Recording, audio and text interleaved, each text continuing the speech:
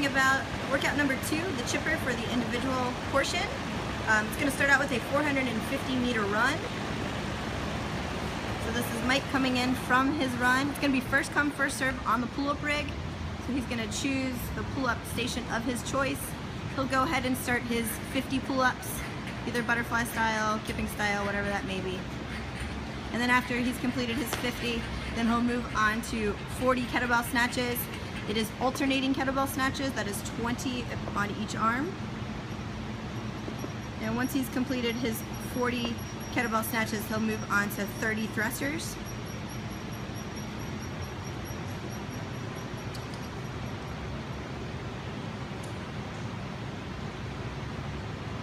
And then once he's done his 30 thrusters, he'll move on to complete 90 double unders.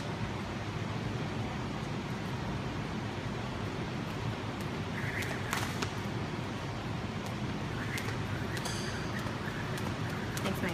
Okay, we're talking about what's acceptable for a standard on a pull-up. You must start free hanging with those arms locked out.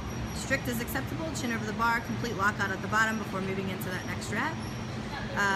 Regular kipping, again, lockout at the bottom, chin clearly over the bar at the top. And then a butterfly pull-up. Just make sure your chin is over the bar.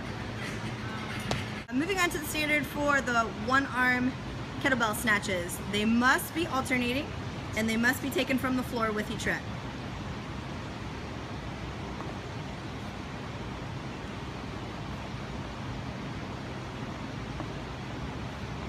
Okay, we're going to show you an example of a no rep. So for these, it must flip, so you cannot just punch the bell to the sky.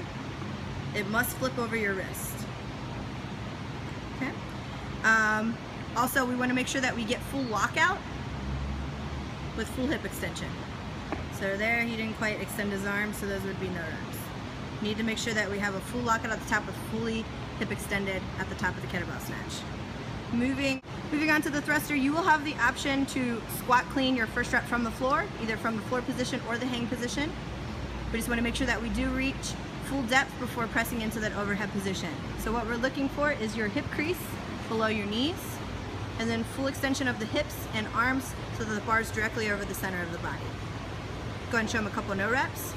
So this one, he's going to show us one where he doesn't reach proper depth, and the next one he's going to show us good depth but not proper lockout. Okay, thanks Mike.